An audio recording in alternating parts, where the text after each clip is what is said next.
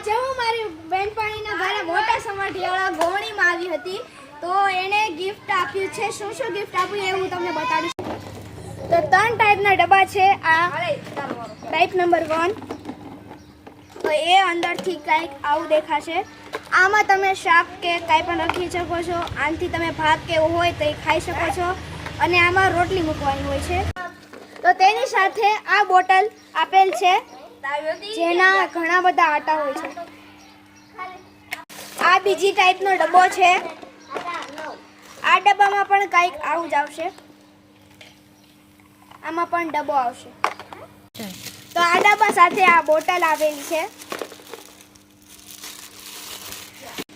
તો આ ત્રીજા ટાઈપનો ડબ્બો છે. એ પણ કંઈક એવો જ છે. જો અંદર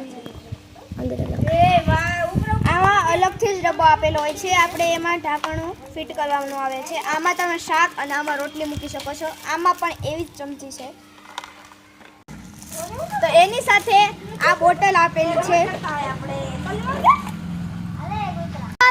તો આ ગિફ્ટ તમને કેવું લાગ્યું કોમેન્ટમાં જરૂર કહેજો. Bye bye.